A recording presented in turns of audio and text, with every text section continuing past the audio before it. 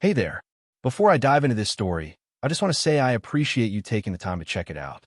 It may seem like a small thing to leave a comment or a quick hello, but trust me, every little interaction counts.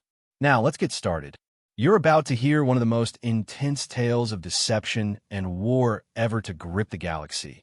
And I promise you, by the time you reach the end, you'll understand just how close we all came to losing everything we call home.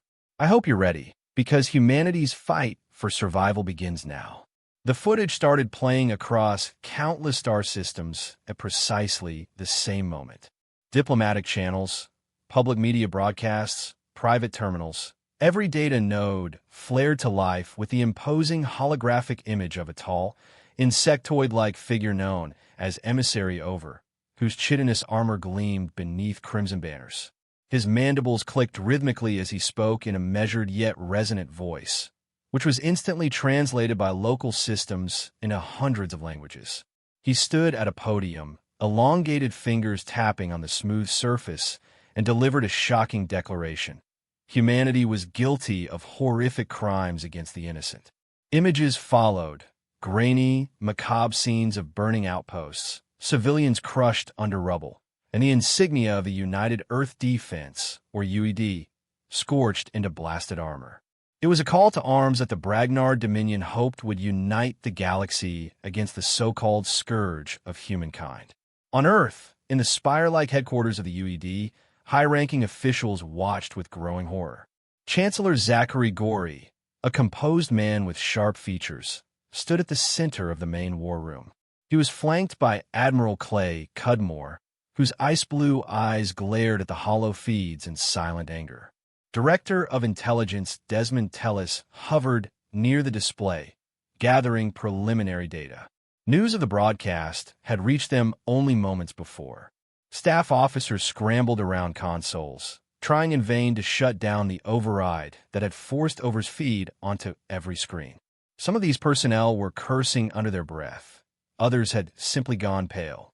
It took mere seconds to realize that Emissary Over wasn't asking for a debate.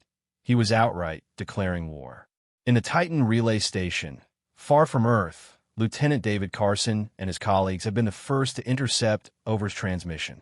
Carson demanded answers. Was it a hack, a sabotage attempt, or a large-scale infiltration of their networks? When the technicians confirmed, it was an open broadcast on all known diplomatic frequencies. Carson's face hardened with concern. He relayed the feed up the chain of command, well aware that if Over was calling for the eradication of humanity, this went far beyond mere propaganda. It didn't take long for Over's final words, "We declare war," to reverberate throughout every system inhabited by humankind. The moment the broadcast ended, red alert klaxons blared across Earth and Luna, in orbital stations as well as distant colonies. Admiral Cudmore forced himself to remain calm, addressing the staff in a clipped tone. He ordered every available fleet admiral on the line. Chancellor Gorey's own reaction was grimly subdued. The images might have been forged, but they were horrifying nonetheless. And the galaxy had just seen them. If other species believed the narrative, they would likely rally behind Over's cause. Even in the midst of their alarm, UED forces had to contend with immediate reports flooding in from outer outposts. Bragnard warships were already on the move, crossing frontiers at multiple war points. Carson at the Titan relay was receiving urgent transmissions from colony after colony, each complaining of energy spikes and inbound fleets. This was no bluff. The Bragnard Dominion had decided to strike hard and fast before humanity could mount an organized defense. Within hours, entire human outposts found themselves under heavy assault. The station at Epsilon 3, a civilian research hub, was the first to burn. Survivors managed to scramble into escape pods, their frantic screams echoing through damaged comm channels until the station's hull was ripped apart by plasma fire. At the Hyperion sector, a small defensive fleet orbiting the Europa Gate fought valiantly, but was overwhelmed in minutes. Railguns and missile launchers took down a few enemy frigates, yet wave upon wave of Bragnard destroyers pressed in, unleashing punishing salvos that shattered human lines. The initial hours were a slaughter, with every station and vessel in the invasion's path consumed by the Bragnard assault. In UED High Command, the holographic war table flared to life with red markers, each one representing a new hostile contact. Admiral Cudmore and Chancellor Gorey steeled themselves against the chaotic barrage of bad news. Every defense line, every outpost, every warning indicator demanded urgent decisions. Admiral Cudmore gave the first round of orders: hold key positions if possible, evacuate non-essential personnel, and gather intelligence on Bragnard fleet composition. Chancellor Gorey faced an even greater challenge, finding a way to disprove Over's claims before the entire galaxy united against them. But how could they do that when the Confederation of Alien Races trusted Bragnard technology and considered Over's evidence legitimate proof? Meanwhile, the Bragnard broadcast rippled throughout galactic society. Antares, pale-skinned Xeran delegates drew shocked breaths at the images of supposed human atrocities. In the Drex Dominion's war halls, reptilian warlords roared their outrage. The Fixery, a species with unmatched technological prowess, quietly aligned themselves behind Over. It wasn't just that Over was charismatic. The holographic evidence seemed irrefutable to the untrained observer. Entire civilizations, horrified by the illusions of charred corpses and devastated colonies, began to sever ties with Earth and withdrew any notion of neutrality. Within the UED, Desmond telecombed through every frame of Over's provided footage. Something about the shadows, the timestamps, the warp coil residue, everything seemed off. But forging such elaborate data would require advanced infiltration of multiple networks. It pointed to a meticulously orchestrated deception. The more his analysts studied it, the more certain they became that the entire production was a deep fake. Yet, raw certainty meant nothing without tangible evidence. If they couldn't produce a bulletproof original data feed proving humanity's innocence, the galaxy's court of opinion would remain firmly in Over's pocket. By the second day, war raged across multiple fronts.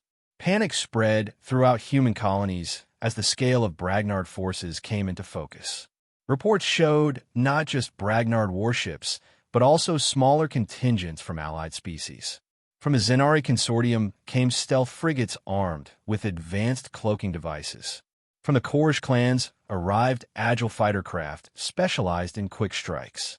Though many alien factions still held back, uncertain or unconvinced, the initial wave was large enough to carve a path of destruction that humanity could not easily resist.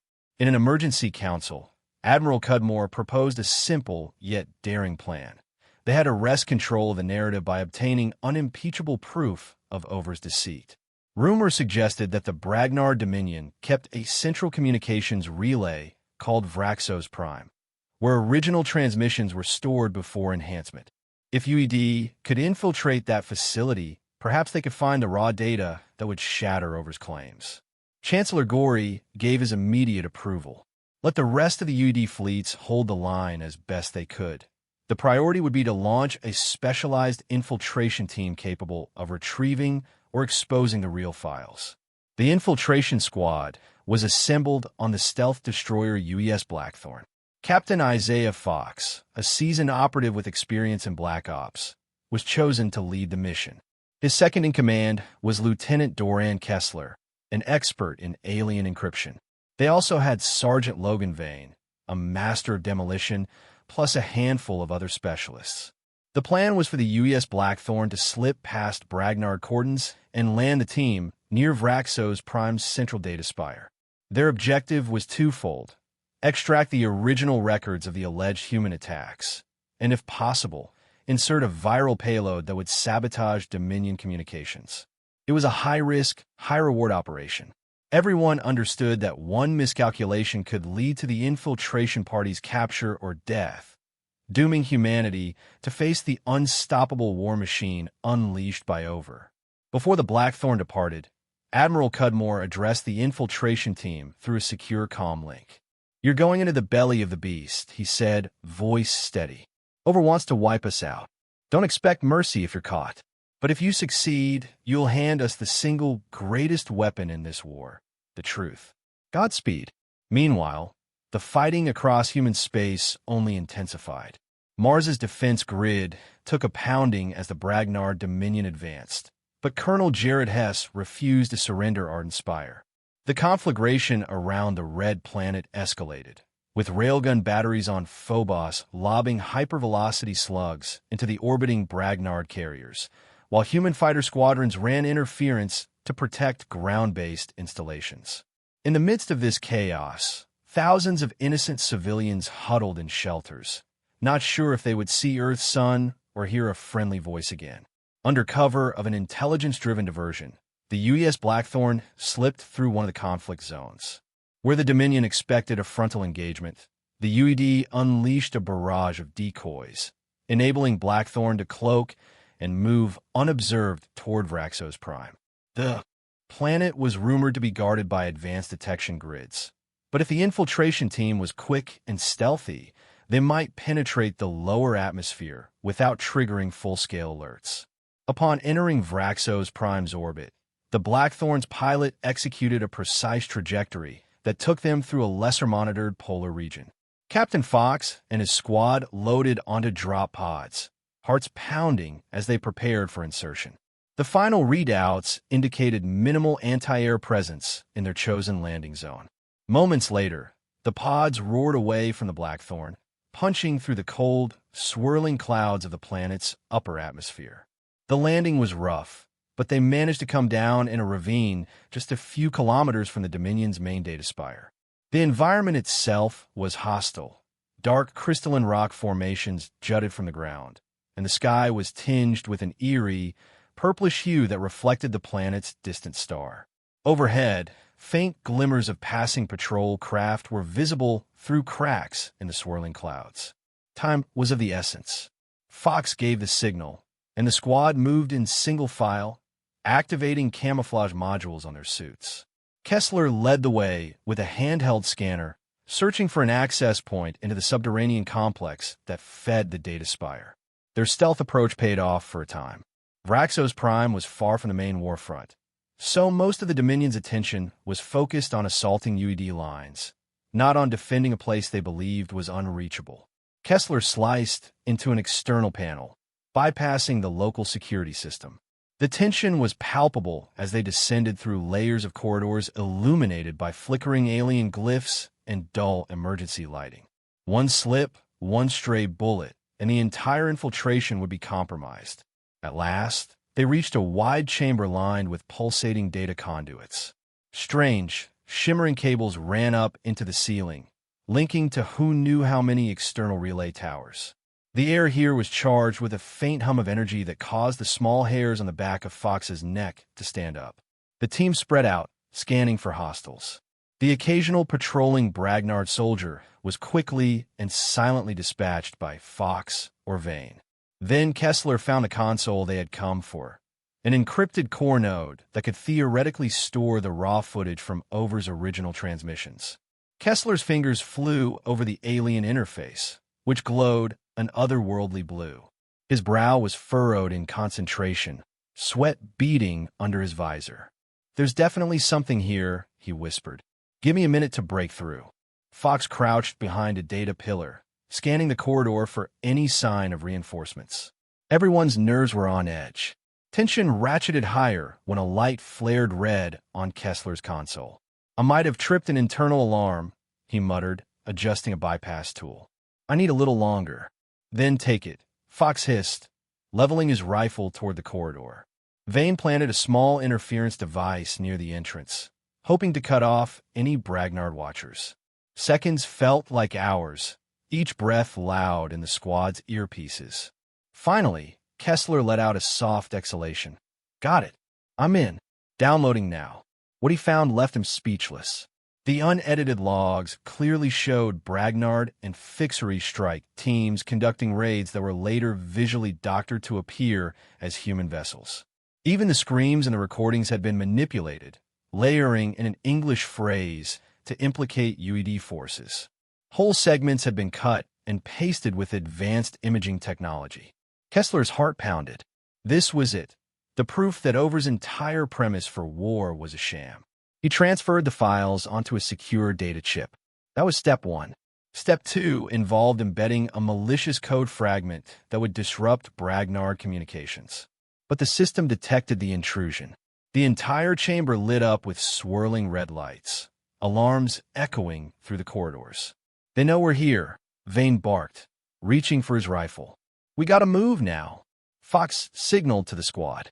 Kessler yanked out the data chip and stuffed it into a protective pouch. The team backtracked toward the infiltration route, but it was too late for total stealth. Bragnard's soldiers arrived in force. A fierce firefight erupted in the corridor. Plasma bolts hissed by, scorching the walls. Fox returned fire with short, controlled bursts, dropping 2 insectoid warriors. Vane slid behind an alloy support beam, setting off a directional charge that tore through an approaching group.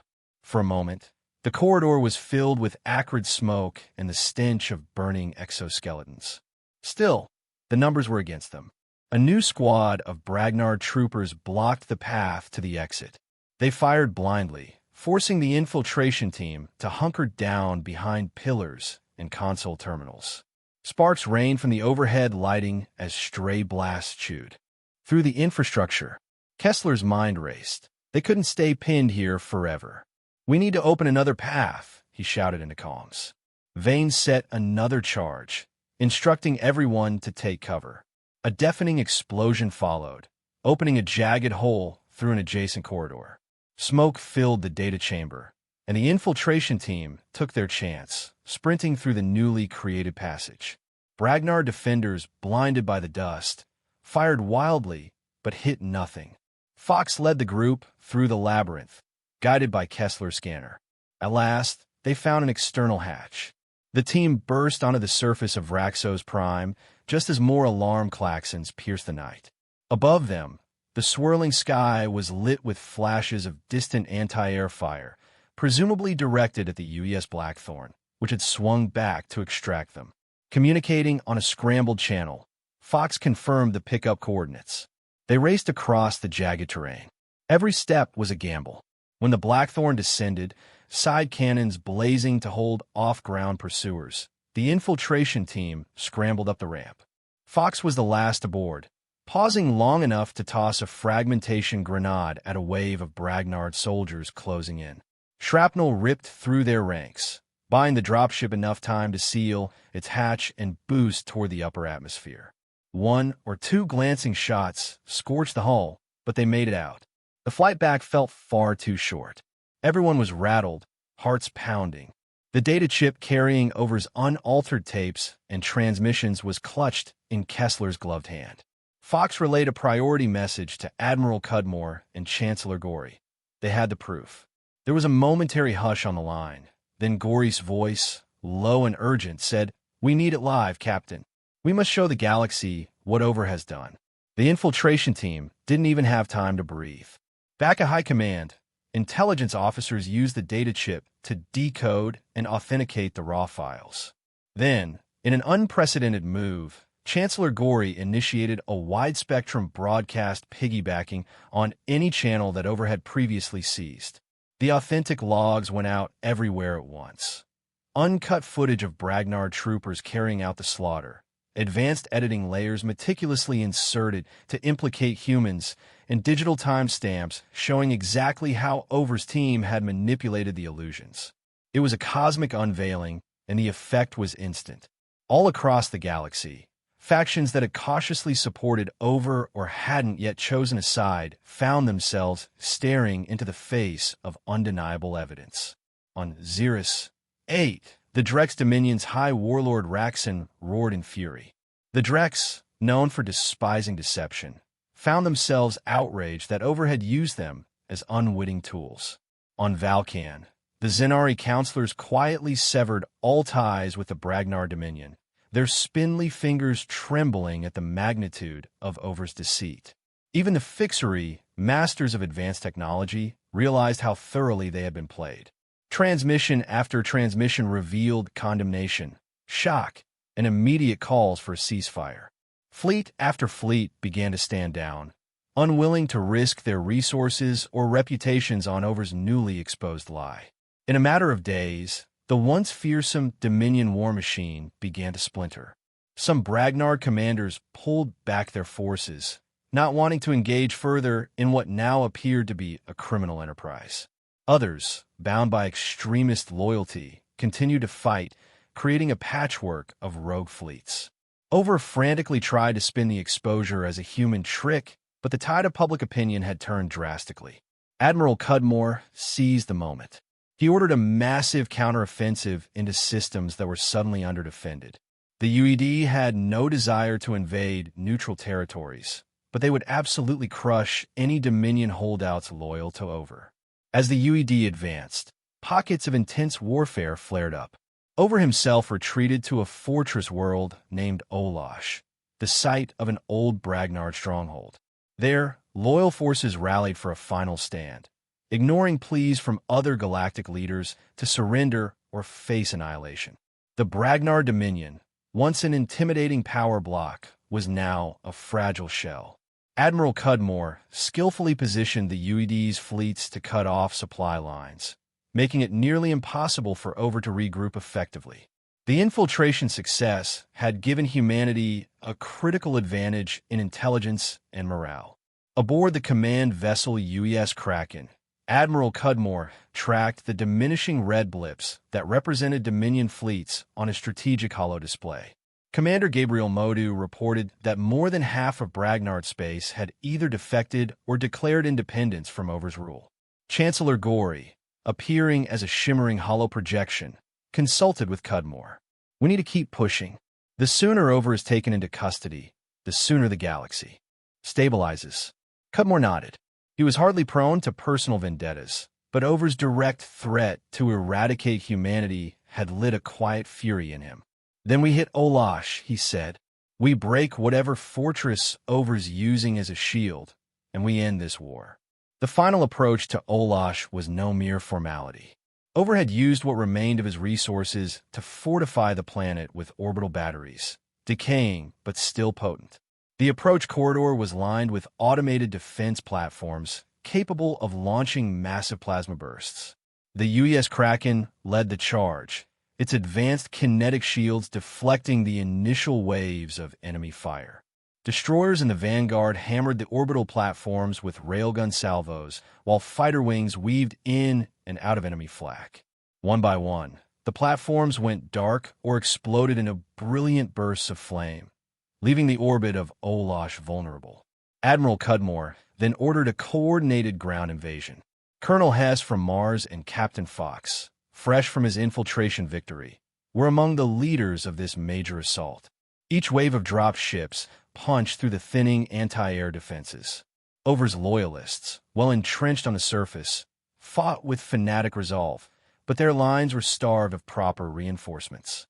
The planet's once fearsome war factories lay half idle, lacking the resources to produce new war machines at scale. The battle on Olash's surface was a vicious slog. Human mechs clashed with Bragnard walkers, and entire cityscapes were reduced to rubble. Civilians who had been forcibly resettled by Over's forces hid in shelters, hoping the war would end soon. The fields turned gray under the ash raining from burning fortifications. Yet for all the carnage, it was painfully clear that Over was on the brink of total defeat. The illusions that had once swayed the galaxy had become worthless in the face of proven facts. The war had turned from an unstoppable wave to a final, desperate stand. Finally, Fox and Kessler led a specialized squad to breach Over's primary bunker. It was buried beneath layers of thick alloy, with only a single reinforced entrance. They placed high-yield charges, blowing apart the bunker doors in a thunderous explosion that sent shards of metal skittering across the corridor. Inside, the stale air reeked of fear and anger. Over himself waited in a dimly lit chamber, flanked by just a handful of Bragnard loyalists. The alien's once proud posture had lost much of its grandeur. His mandibles twitched in barely contained fury as Fox leveled his rifle and demanded surrender.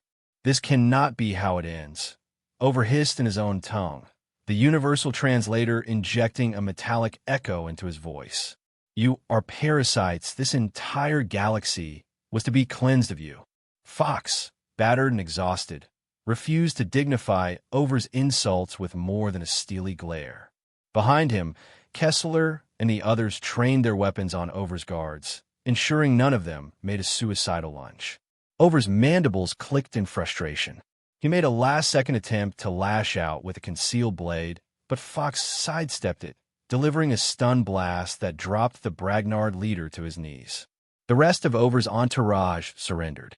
The war, for all intents and purposes, was over. In the days that followed, celebrations erupted across human-controlled space. The monstrous threat to humanity's existence had been quelled. Over was held in a maximum security detention center, while the galaxy debated the legal ramifications of his war crimes. Many alien factions that had once been sympathetic to Over's rhetoric now expressed shame for their gullibility. Diplomatic lines began to reopen. Chancellor Gory made it clear that the UED wasn't interested in vengeance or subjugation. They wanted stability and cooperation. Ships carrying relief supplies were dispatched to worlds left devastated by Dominion aggression. To cement the new era of transparency, Chancellor Gory organized a broadcast that dwarfed even Over's initial spectacle. Every major power, human and alien, was invited to witness Over in chains, acknowledging his guilt. The proof of his fabrication was laid bare once again. Then, in an appeal to the entire galaxy, Gory declared that humanity sought an alliance based on truth and mutual growth, rather than fear. It was a risky gambit, but most factions, war-weary and humiliated by Over's propaganda, welcomed the chance to de-escalate tensions and rebuild. Of course, not everything was tidily resolved. The Bragnard Dominion effectively disintegrated, but pockets of extremist generals refused to accept defeat. A series of smaller skirmishes flared up in the outskirts of what used to be Dominion territory. The UED, joined by newly reformed alliances from the Drex Dominion and the Zenari Consortium, continued a campaign to quell these remnants. Admiral Cudmore oversaw these operations personally, ensuring that no single violent cell might reignite a second wave of conflict. Yet these localized confrontations paled in comparison to the massive war that Over had unleashed. The worst had passed. Before the curtain closed on all official operations, Admiral Cudmore insisted on returning to Olash for a final inspection.